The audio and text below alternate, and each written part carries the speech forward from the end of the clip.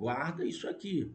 Eu acho que isso aqui vai ser o objeto de prova, tá? Função econômica do RTD. O RTD cumpre função essencial ao ambiente negocial e à infraestrutura do crédito.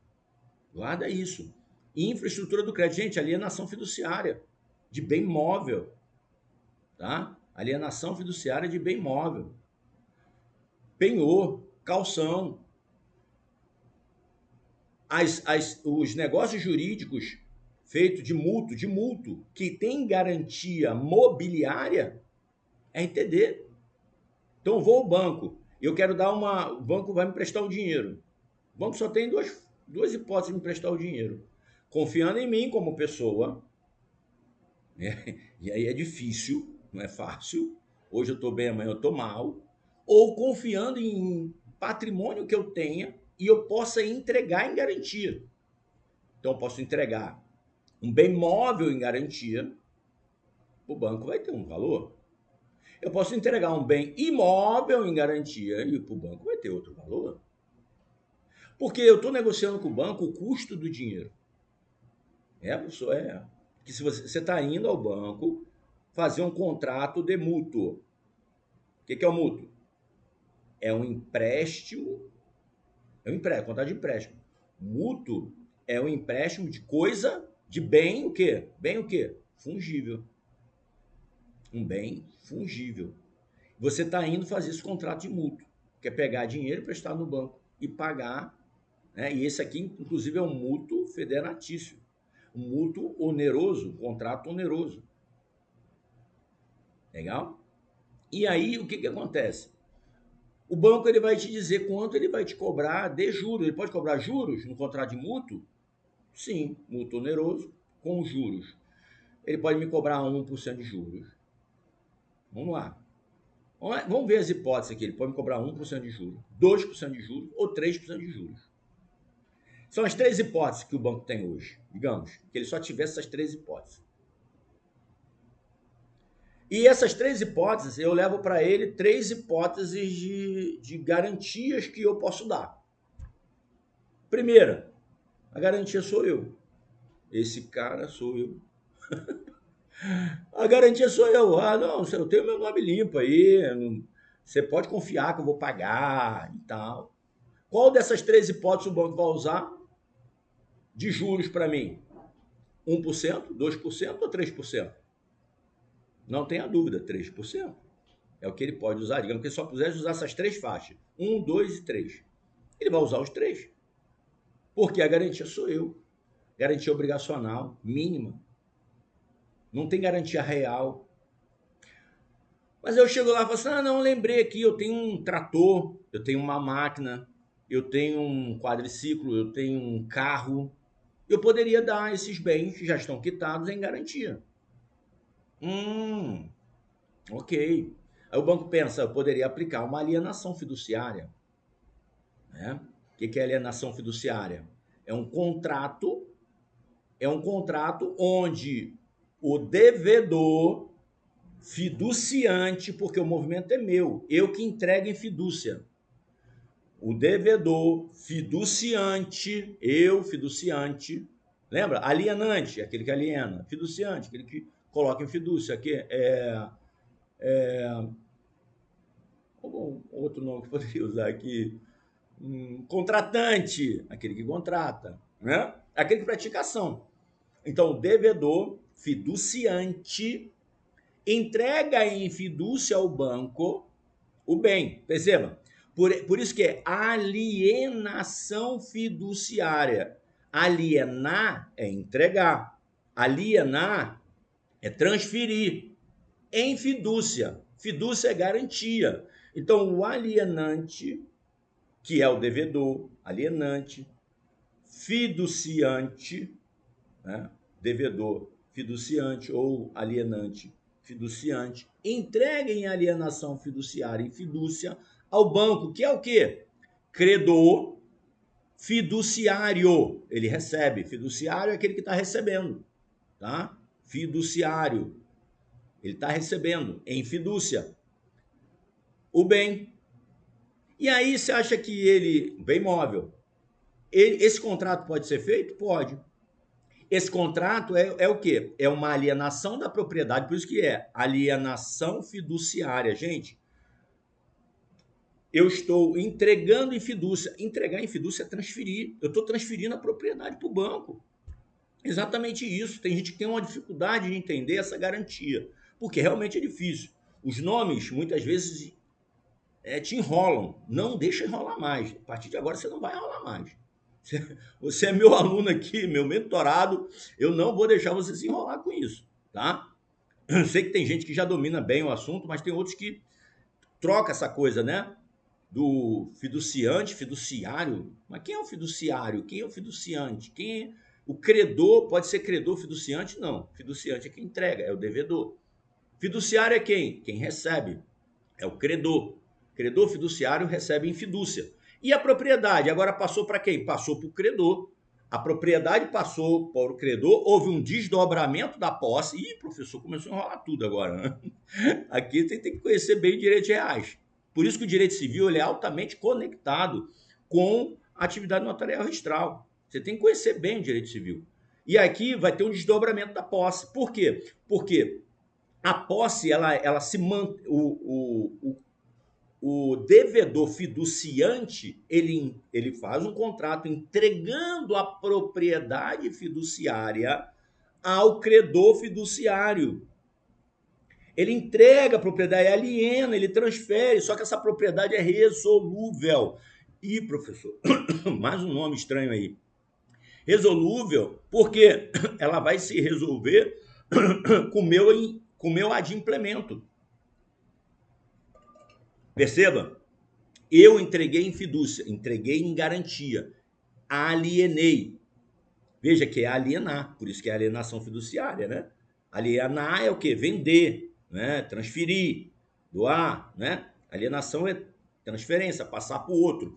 Eu entreguei para o outro, mas eu entreguei em garantia. Então não é uma alienação comum, é uma alienação fiduciária. Transferi em garantia para o credor fiduciário o meu imóvel. Só que esse imóvel ele está em fidúcia, em garantia. Eu transferi para ele a propriedade, certo? A propriedade resolúvel. Ou seja, ela, no momento em que eu adimpli tudo que eu combinei, ela se resolve para ele, né? E ela retorna ela retorna para o meu patrimônio pleno. Ela, por enquanto, agora foi transferida para ele, numa alienação fiduciária, está meio que no limbo, né? Foi para ele, só que eu transferi para ele a propriedade fiduciária com uma posse indireta. Eu desdobrei a posse, aquela posse que era minha, totalmente minha, plena, eu fiquei com a posse direta e transferi para ele a posse indireta. Perceberam aqui? A posse indireta foi para ele. Então, o que o credor fiduciário tem, que é o banco? Né, que não é nada bobo. O que ele tem? Ele tem a posse indireta e a propriedade resolúvel do bem. Ou seja, ele sabe que em um determinado momento ele perderá essa propriedade. Ele perderá quando? Ele perderá quando eu quitar, adimplir toda a minha obrigação. Eu adimpli toda a minha obrigação, essa propriedade, então, ela passa a ser plenamente minha. Por quê? Durante esse período aqui, ela está o quê?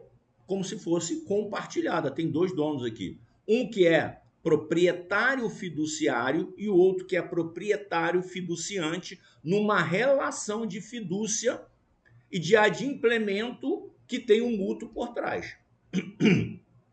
Eu adimpli, a propriedade passa a ser plena minha. Eu não adimpli, o credor fiduciário vai ter a possibilidade de, diante de alguns procedimentos, e esse procedimento agora, inclusive no RTD, plenamente no RTD pode ser feito, ele vai ter, então, a possibilidade de diante, ou no RI, né? Mas nós estamos falando de bem móvel aqui, né? Ele vai ter a possibilidade de fazer o quê? De consolidar a propriedade nele. E aí eu perco a propriedade definitivamente. Eu perco, inclusive, aquela a posse direta que eu tinha dele. Né? Por quê? Porque nessa relação eu inadimpli, não cumpri o que eu precisava cumprir. Claro que vai ter um procedimento, nós vamos mostrar aqui. Mas perceberam? Então aí tá, contei a primeira história, eu como garantia e agora um veículo como garantia. E agora eu chego e falo, não, banco, eu tenho um imóvel. Gente, o banco pode dar 1, 2 ou 3%. No primeiro caso, 3% de juros ele me cobrou. No segundo caso, ele vai me cobrar 2% de juros, porque eu tenho um bem móvel. Querendo ou não, a garantia não é uma garantia assim fixa, que não saia do lugar, que não se deteriora. Agora, se eu digo que eu tenho um imóvel, aí o banco já olha e fala assim, opa, peraí, agora eu consigo te cobrar só 1% de juros. Por quê? Porque agora eu tenho uma garantia imobiliária que você está me entregando, o mesmo processo. Quando eu falei da alienação fiduciária aqui, mesma coisa, igualzinho. Aí ele vai falar, você me entrega em fidúcia o teu imóvel, eu então vou te emprestar o valor e vou te cobrar só 1% de juros e você vai me pagando até terminar. Quando você terminar adimplir todas as parcelas, eu te dou a quitação, você então leva ao RI, e aqui no caso, o registro de imóveis o competente já não é mais o RTD, é o registro de imóveis. Veja, tanto o RTD quanto o registro de imóveis podem hoje fazer a consolidação do patrimônio para o credor.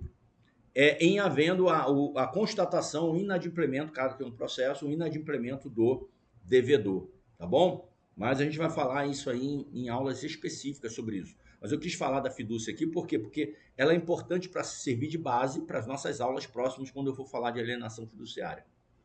Ok? Então, o RTD cumpre função essencial ao ambiente negocial e à infraestrutura do crédito.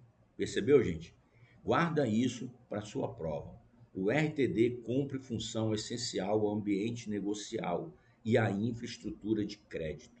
Tá bom? Por quê? Porque confere autenticidade, fé pública registral e publicidade erga omnes a atos privados que não seriam registrados em outras especialidades.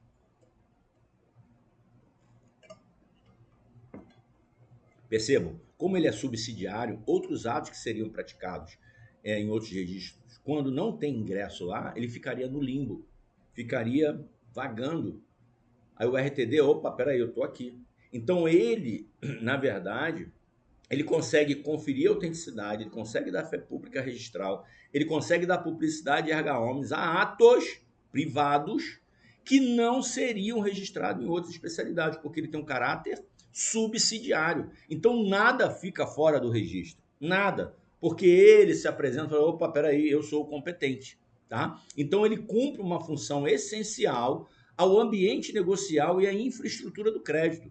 Porque se o título não ingressar em outro registro, vai ingressar no RTD, ok? Guarda aí essa função peculiar e peculiar, não só peculiar, mas colmatadora, né? Ela colmata a possibilidade de um vácuo. Não existe vácuo, tá? Não existe, é o RTD que assume. Atua como instrumento de prevenção de fraudes e litígios, conservação documental com validade jurídica, tá? Porque conserva a documentação toda lá e mantém a validade jurídica dela, porque tem a fé pública de que ela está lá, o original foi levado ao registrador, o registrador acessou o original, digitalizou aquele documento e pôs nele fé pública. Isso aqui confere com o original, está aqui conservado no meu acervo, tá bom? Segurança jurídica para a circulação de crédito e garantias reais móveis. As garantias móveis, quem dá é o RTD.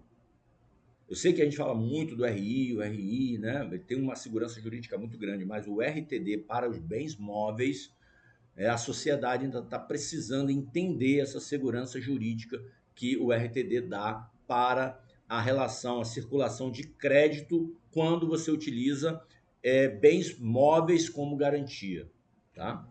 Bens móveis como garantia. Inclusive com a situação da busca e apreensão que pode ser feita extrajudicialmente através do RTD. Por exemplo, contrato de locação, parceria rural, alienação fiduciária de veículos, cessão de crédito, fiança, garantias, todos ganham maior eficácia quando registrado no RTD. Distinção importante, vamos guardar aí, gente. O RTD não é repositário de atos constitutivos de bens imóveis ou pessoas jurídicas e empresárias, tá bom? Registro de imóvel está lá no RI, o RCPJ, né? Pessoas empresárias, pessoas jurídicas empresárias, junta comercial, RCPJ para pessoas jurídicas não empresárias. Aqui o resuminho estratégico, né? A natureza jurídica do registrador serviço público delegado, da forma como nós já falamos, né? Publicidade, conservação, eficácia dos atos civis, tá? Princípios, subsidiariedade, publicidade, segurança, territorialidade, tá?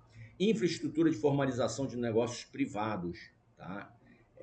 Todos os negócios privados têm essa infraestrutura aí de ser levado ao acervo, ao fólio, né, do RTD. Supletivo, não concorre com os demais registros e ele é supletivo, tá bom? Atribuição do RTD, o registro do documento tem por atribuição registro e a transcrição de documentos particulares e públicos que não possuem natureza imobiliária, nem estão sujeitos a registro em outra especialidade, mas necessitam de eficácia contra terceiros, prova da existência ou preservação jurídica. Então guarda isso, tá? Não possuem natureza imobiliária, então não é ingresso de títulos imobiliários, é o RI para isso. Não estão sujeitos a títulos que não estão sujeitos a outra especialidade, tem ingresso no RTD como subsidiária, a gente falou bastante disso aqui. E quais são os efeitos que ele produz para esses registros obrigatórios? Eficácia contra terceiros, prova de existência ou preservação jurídica, tá? A eficácia contra terceiros, títulos obrigatórios, prova de existência ou preservação jurídica, inclusive os títulos facultativos, tá bom? Os outros também, mas os títulos facultativos, eles se ficam só nesse campo, não produzem eficácia contra terceiros, tá? Os facultativos que eu digo aqui, de preservação. Bom, principais hipóteses de atribuição, tá? Tá aqui, todos eles, a gente já falou ali no quadro de cima. Também, ó, vocês vão perceber que o material, conforme eu faço ele, eu tendo a repetir de maneira diferente, porque, gente, é o que a gente faz em sala de aula. Essa é a grande verdade. O que eu tento fazer aqui é repetir, fazer no material o que a gente faz em sala de aula. Então, a gente fala um assunto, o aluno fica numa dúvida, a gente repete ele de outra maneira. E aí ficou uma duvidazinha de um ou outro, aquele a gente vê pelo sobrancelha ficou meio assim, o aluno ficou. Aí a gente repete novamente, tá? Aí depois a gente dá casos práticos. E por quê? É sempre para voltar, repetir. Para você não entender, você vai fazer uma leitura mais dinâmica, você vai entendendo que aquilo ali é muito importante, por isso que ele é repetido, tá bom? Beleza? Então, ó, cuidados para a prova, tá? Além do 127, o 129 complementa as hipóteses em que o registro é obrigatório para produzir efeitos contra terceiros, ok? Então, ó, contrato de locação de prédios ou serviços, cartas de fiança, contrato de compra e venda com reserva de domínio, tá? A bens móveis, dei um exemplo aqui no caminhão que eu comprei.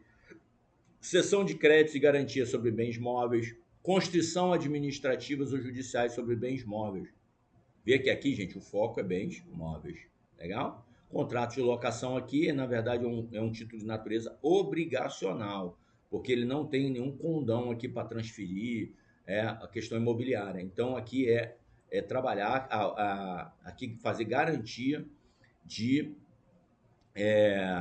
relação obrigacional e aqui de preferência, né? Então você sabe que tem toda hoje o próprio ordenamento jurídico já garante o direito de preferência para o locatário. Só que o locatário ele pode transformar esse direito de preferência relacional de um contrato, vamos pegar aqui o contrato de locação, ele tem um contrato de locação, ele já tem o direito de preferência pelo ordenamento jurídico, mas ele pode dar eficácia real a esse contrato de locação. E a eficácia real dele não vai ser aqui no RTD, vai ser lá no RI. Você vai ter que levar ele e registrar na matrícula do imóvel, tá? ou, desculpa, averbar na matrícula do imóvel. E essa averbação na matrícula do imóvel tem que finalidade? Efeito erga omnes, dizer, ó, eu estou aqui, eu sou locatário, tá? Então, se for alienar o imóvel, você está falando para quem? Não para o locador, que ele já sabe que está alocado para você, mas para o adquirente. Está dizendo para o adquirente, ó, você vai comprar o imóvel? Pergunta a ele aí se ele já me deu, direito de preferência. Se não me deu, você vai pagar, eu vou depositar o dinheiro, você pagou 100, eu vou lá e vou fazer o depósito do dinheiro dos 100 e vou reivindicar o imóvel para mim. O juiz vai adjudicar para mim esse imóvel. Por quê? Porque eu tenho um contrato obrigacional e esse contrato obrigacional ele tem eficácia real. Ele produz efeitos reais, porque ele está na matrícula do imóvel. Ele está dando efeito erga omnes. É só ir lá olhar o 33 da 8245, da 8245. Você vai ver lá, tá? Você vai ver lá que tem inclusive aí um direito decadencial, né? Você tem aí um direito decadencial de 6 meses para tomar essas providências. Mas tem que estar registrado pelo menos 30 dias antes, tem que estar registrado na matrícula, tem que estar averbado. O registro aqui, estou falando, né, gente? Não se preocupa muito, registro de averbação é registro em sentido amplo. Tem que estar na matrícula do imóvel. Legal? Você botou lá a informação, se ele não tiver lá a comprovação, e aí pode usar o RTD, por exemplo. O RTD é um caminho que pode ser utilizado para comprovar que foi dado direito de preferência. Você pode fazer a notificação pelo RTD para o locatário. Notifica o locatário de que você está vendendo o imóvel por X e o locatário pode exercer o direito de preferência nesses 30 dias. Pagar o mesmo valor. Pagar o mesmo valor. Tá? Preferência eu posso pagar o mesmo valor e ficar com o imóvel. Preferência é minha. Tá? E aí tem que tomar muito cuidado, está lá no direito civil, mas não sei, aqui também já falando, se for dado, o locador dá o direito de preferência por 100, ele tem que vender por 100. Ele não pode dar o direito de fazer a comunicação, a notificação por 100 e depois vender o imóvel por 90. Aí não. Mas eu dei lá a preferência para ele. Mas o valor que estava lá era 100? Era. Mas você vendeu por 90? Porque eu dei um desconto, tá? Então, mas esse desconto era para ter sido notificado novamente. Você baixou o valor, você tinha que notificar novamente e dizer para ele, não, agora eu estou vendendo por 90. Você quer pagar os 90? Por quê? Se você notificou dizendo que o imóvel é 100 e você vendeu por 90, ele pode depositar o 90 e reivindicar o imóvel. E o juiz deposita os 90 em juízo e solicita a adjudicação. O juiz vai adjudicar, ele vai buscar o imóvel onde tiver, tá? Isso aí é o poder é a preferência, é o direito real inscrito. Veja que é um contrato de locação, mas quando você faz o que a lei determina para que ele tenha eficácia real, ele vai ter eficácia real e vai buscar o imóvel onde tiver, né? Beleza? Isso aí é o poder de sequela em cima do imóvel, de buscar um imóvel. Veja que, porque foi desrespeitado, foi preterido o direito de preferência, tá bom? Agora, professor, mas se ele não registrou, se ele não levou a averbação, não averbou isso na matrícula do imóvel, e aí, professor? Ele vai ter direito, ele vai perder o direito de preferência? Não, ele vai ter direito de preferência. Só que o direito de preferência esse direito de preferência, ele é obrigacional, ele não é real. Mas qual é a diferença? Vai se resolver em perdas e danos. Uma indenização, o juiz vai dar, mas o imóvel não. Se ele registra, ele pega o próprio imóvel pelo valor que foi pago. Percebeu? Uma coisa é a força real, outra coisa é a força obrigacional. A força obrigacional, ou seja, o descumprimento obrigacional, ele é resolvido em perdas e danos, tá? Perdas e danos, uma indenização. Agora, quando você desrespeitado ali uma obrigação, perdas e danos. Agora, quando a violação ela tem uma força real, o que foi violado tinha uma força real, você pega a própria coisa de volta. Legal? Bom, é isso. Bom, a gente já está aí com 50 minutos, vamos acelerar aqui um pouquinho. O artigo 127 estabelece o facultativo, conservação para efeitos Conservação não produz efeitos contra terceiros, tá? Então, ó, guarda isso. Como eu já vinha falado, ó, o registro facultativo para conservação não produz efeitos contra terceiro, mas serve para cobrança, não serve para cobrança ou protesto. E só é acessível ao apresentante. Só o apresentante que tem acesso a uma certidão com as informações de que está lá registrado para conservação. O registro facultativo para conservação, só o apresentante tem acesso às certidões, ok? Salvo ordem judicial ou requisição tributária. O fisco pode também fazer, ou o fisco pode de forma forçada, por requisição, ou pode ter uma autorização da própria pessoa, do próprio apresentante para conferências e tudo mais, aí pode ter autorização do apresentante em havendo interesse do fisco, ok? Disposições práticas. Registro facultativo, conservação. Exemplo, documentos fiscais, certidões, arquivo. Imagina, gente, o imposto de renda, todos os documentos comprobatórios de imposto de renda que você coloca, você pode deixar eles conservados lá durante 5 anos. Amanhã teve, você entrou na lista negra, entrou na lista negra lá da Receita Federal, teve lá eu esqueci o nome agora exato, né, falei lista negra aqui, mas você teve lá ai, caramba, eu esqueci o nome agora, de vez em quando daqui a pouco vem, né, houve lá, então, tu entrou na malha fina, malha fina da Receita, né? Entrou na malha fina. Eu estou falando aqui lista negra, né? Malha fina da Receita.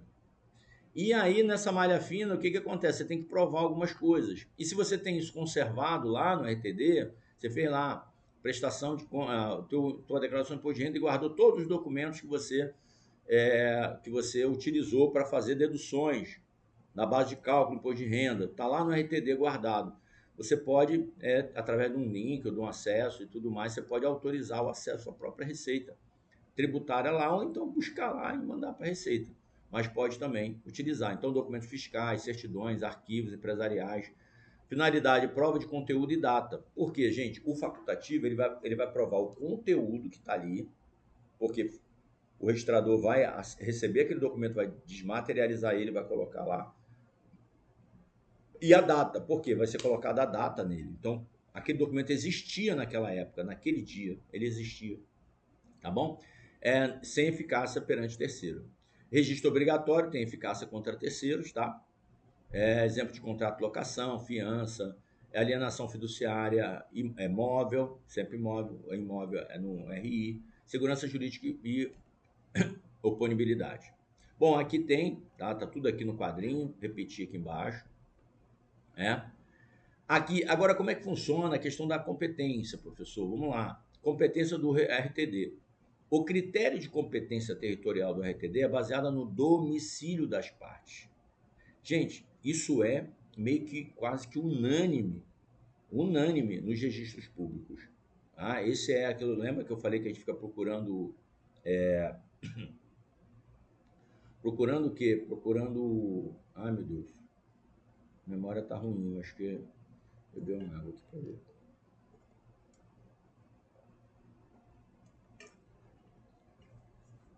A gente fica procurando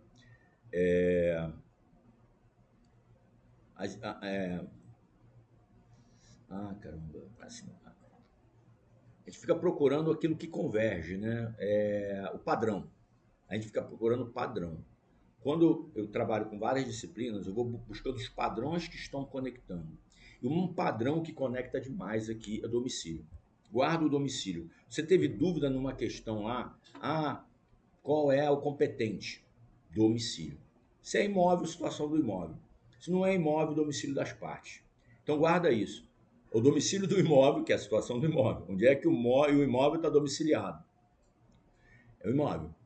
Domicílio do imóvel. É relação de imobiliária? Domicílio do imóvel. Não é imobiliária? Domicílio das partes. Tá?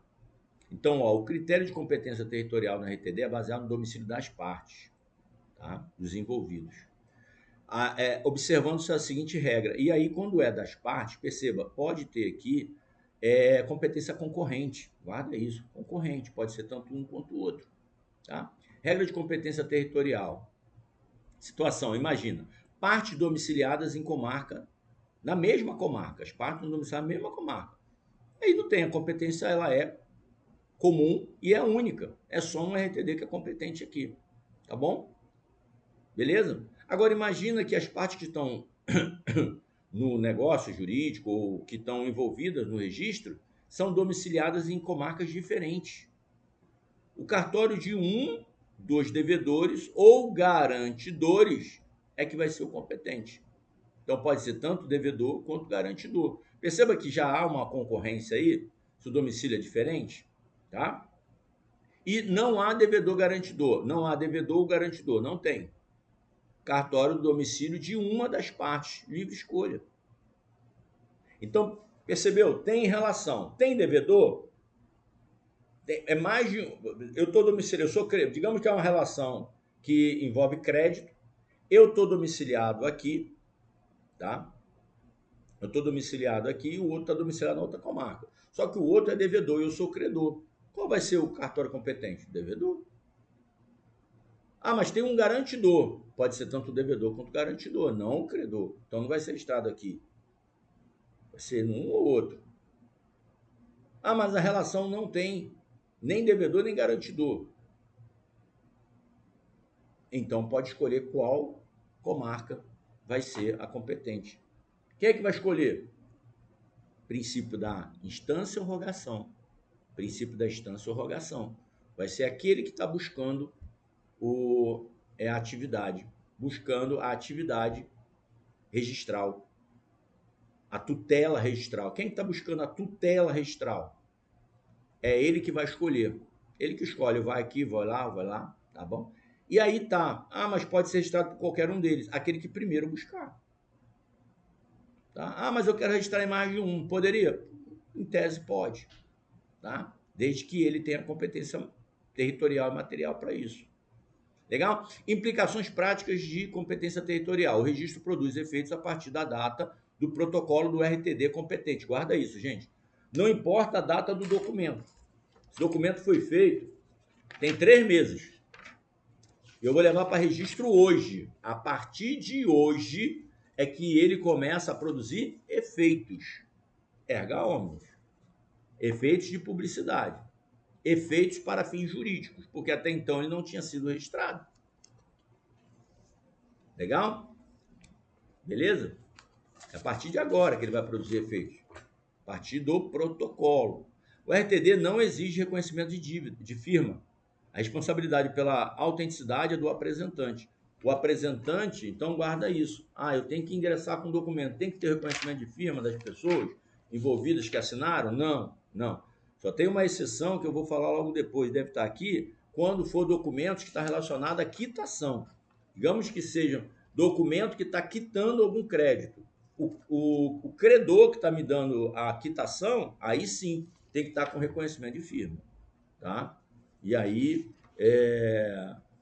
só se for documento liberatório, né? Liberatório, quitando uma determinada dívida. Agora, qualquer outro documento que está ingressando não exige reconhecimento de firma, tá?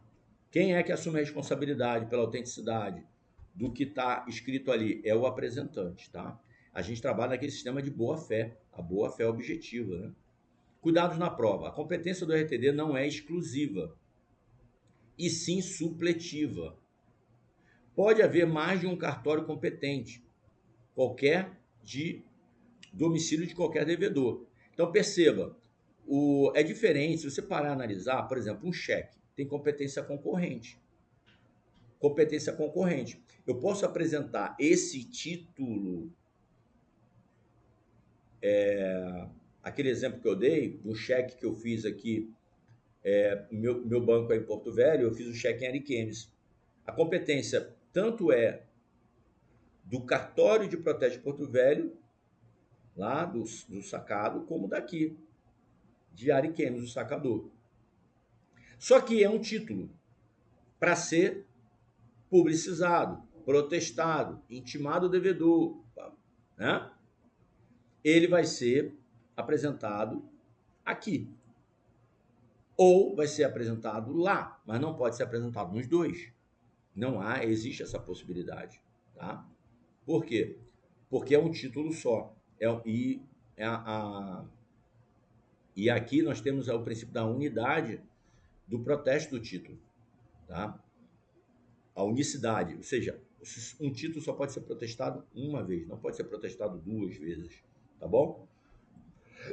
E aí, só que lá no RTD, um documento, ele pode ser apresentado nos RTDs competentes para dar publicidade erga omnes naquela região, naquele local, tá? Produzir efeitos jurídicos lá. Então, registro múltiplo em mais de uma comarca é possível e recomendável quando se pretende eficácia contra terceiros em locais diversos, porque vai ser sempre o mesmo documento. E ele vai dar publicidade aqui, vai dar publicidade lá, vai dar publicidade acolá, tá? Não existe um impedimento dele ingressar em todos eles de uma vez só. Todos que tenham competência concorrente. Aqui no protesto é diferente. O credor vai ter que escolher em qual deles ele vai apresentar. Apresentou em um, não pode apresentar no outro, porque haverá duplicidade do protesto e aí haverá uma exação de cobrança, né, de exigibilidade em cima de um mesmo título. E nem assim, e aí que tá. Antigamente era fácil fazer isso? Não, por quê? Porque antigamente você tinha que apresentar o título físico. Hoje é possível. Hoje é possível, por isso que a gente tem que trabalhar com a boa-fé e a responsabilidade civil do credor que está apresentando. Porque como ele apresenta por indicação, ele poderia apresentar um título por indicação aqui, o mesmo título por indicação em Porto Velho. E a pessoa receber duas intimações e ser protestada em dois lugares diferentes, sendo que era o mesmo título. Gente, responsabilidade civil. Exação na cobrança de um determinado título, né? Ele está indo além. Abuso de direito. Há um abuso de direito. Entendeu? E ainda a possibilidade do enriquecimento sem causa, né? Ele está tentando o enriquecimento sem causa, porque imagina que o cara pague lá e o outro pague aqui. Digamos que haja devedores solidários. Ou que não haja devedores solidários, mas a pessoa paga aqui e paga lá. É intimado, paga. Digamos que é uma empresa que passou batido, intimou lá, pagou, intimou aqui, pagou. Enriquecimento sem causa também pode acontecer, mas aí está mais para abuso de direito. Tá? Abuso de direito. Ele está usando os mecanismos do ordenamento jurídico, a possibilidade de fazer o apontamento por indicação e abusou do direito que ele tem. Na verdade, aí podendo chegar próximo a um estelionato. Né? Vamos lá, não vamos explorar muito essa parte penal, não. Mas porque um seria legítimo, o outro não. Né? O oficial, então, beleza, fizemos aqui. Domicílio das partes determina o cartório competente, registro válido em qualquer domicílio possível, sim, desde que atenda aos requisitos, tá?